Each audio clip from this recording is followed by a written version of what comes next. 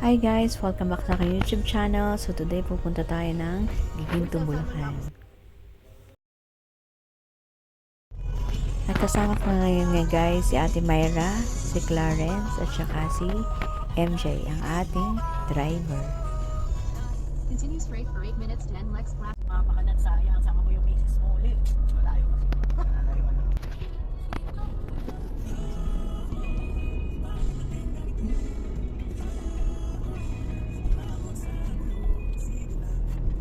Sa phone lang. Stay to the left, 10 Lex. Nagbo-voice over din ba ito? Oo. Pag halimbawa parang Continue straight for 15 walang- minutes, 10 minsan Lex walang- North Ballard Kazakh. Tapos Kasi bumili ka na sense. rin ng yung mic, di ba? Yung wireless. cellphone lang gamit ko. Kaya nga hindi yung wireless madam, para malinaw yung boses mo. Hindi ka na mag-voice over. Mura lang dito sa Shopee yun eh. Yung mga nai-connect sa cellphone na mic. Mura lang, meron makikita sa Shopee lang. Tapos malinaw na yung boses mo. 15 minutes, 10 Lex North Ballard Kazakh exit. Tapos bili ka na.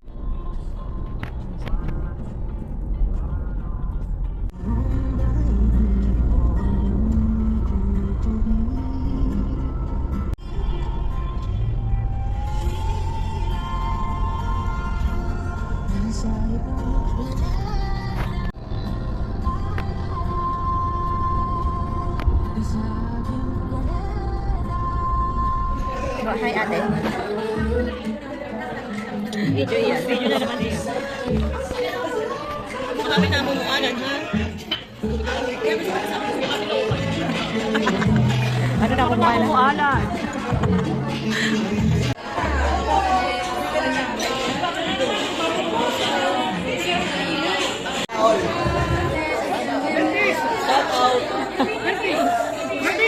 Oh, shout out muna. Shout out muna kayo sa kanila.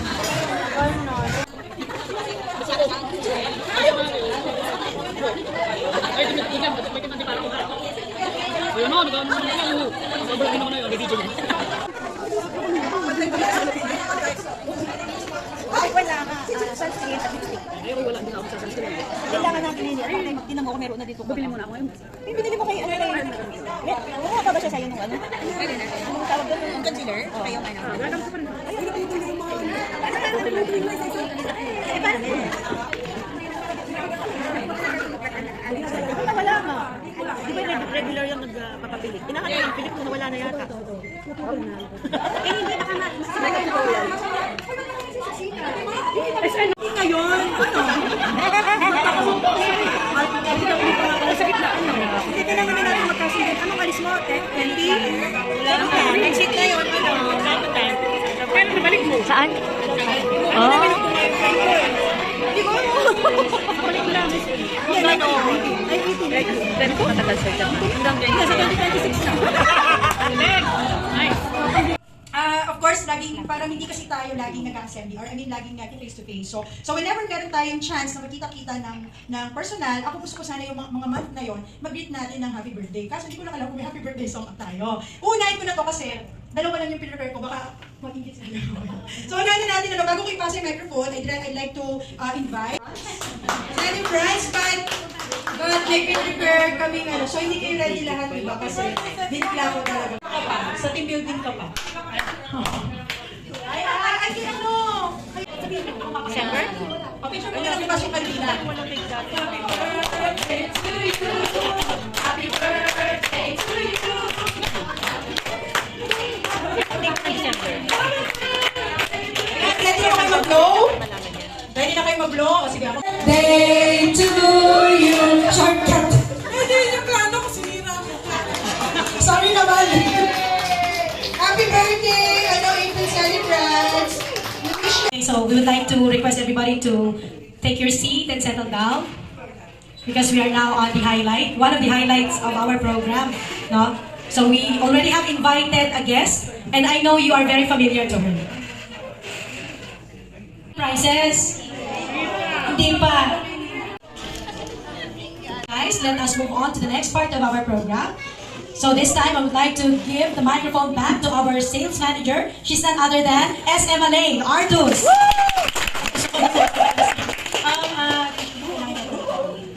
Siguro This is the, kumbaga, dati, mga naka-attend lang ng per unit si Bianjo, yung nakausap nyo na siya and all, you get to know her. Pero alam ko bitin yun kasi ako, it took me 11 years. It took me 11 years. Hindi naman pala. Kasi when I started with Jara, bagong-bago si Jara noon, I really feel so intimidated with the Jara peeps. Totoo yan, no? Kasi nakita niyo naman yung mga skill nila. Tapos si Provinciana, sakto-saktuhan lang, and then I was able to enter Jara. So at that time, hindi talaga kami, yun nga, that's the word that I can use. I'm so intimidated, hindi ko kayang usapin si Bianjo. Hindi ko sila kayang ilapitan, no? But then, I get to, kumbaga parang mas nagkaroon ako ng relationship kay Bianjo when I entered the management. And SM Alain. So this time, let me introduce you our guest speaker for today. She's a very special person in Jara. I was able to listen to her a few times, and when she talks, it's as if you want to get a life insurance. Wow! Pero then, naisip ko, ay, financial advisor nga pala ako. Well, that was just a joke. Pero kidding aside, when she talks, there is something in her that motivates you to put excellence in everything that you do. Whether it's family matters, work, or even personal, as a person. So, without further ado, let us welcome our guest speaker for today, ladies and gentlemen, our branch manager, BM Jocelyn Bua. So much! Kaya marami na akong masabi. May pa-intro pa. Ang form! Wala lang to! Actually, natatakay ba't ganito yung suot ko? Ang dahilan niyan is menopause. Ang init-init! Kaya lalayas na ako ng Pilipinas. Hindi ko na kaya. Joke lang, no? Pero, as Alain mentioned, I'm leaving in, actually next week pa naman, na-delay kasi dinamitan ko lang miles para ma-confirm ako kailangan i-move ko ng next week, no? So, I'm leaving, my family is leaving in 2 days, sila po, leaving sila ng 16, ako 21, no? So, naghiwalay pa kami, but, and then I'll be back in June 19. So, next diba, I'm based in the US talaga, diba? So, I have a home base there. So, yun, naputol lang ng 2 taon, pero ngayon balik na ulit sa dati. Okay? So, ngayon, so yun lang yun, no? But it doesn't mean natitigil kayo, diba? Usually, ang record ng Jara, pag umaalis ako, lumalakas yung benta. kaya talagang excited ako umalis. Kasi excited ako lumakas yung benta. Is who we are. I want to really instill that amongst each one. And then, I would also want, as I do that, add to it, no? Dadagdag lang ako ng mga insights, no? Regarding how are we gonna do it, no? Kumbaga parang, okay, excellence, pero paano? Ano gagawin ba natin? Ano ba yung kailangan natin? So, paano ba to? May clicker ba? Yes, yes. So, nakakonect to? For human masters, since you know that you will receive an inheritance from the Lord as a reward, it is the Lord Christ you are serving. So, what do I want to say? When I work, I don't see people as my boss. I don't see Boss Al, although I give them the respect, diba? Pero hindi lang sila yung boss ko, hindi lang sila yung pinagtatabahuhan ko. I work for a higher being. I work for my God. And so, when you're working for your maker, your creator, ano yung pinoproduce mo na trabaho? Anong klaseng trabaho ang deserving? Ang deserve niya. Diba? Anong klaseng trabaho ang deserve niya? Hindi ba excellence? Diba? Therefore, ganyan tayo dito sa Jara.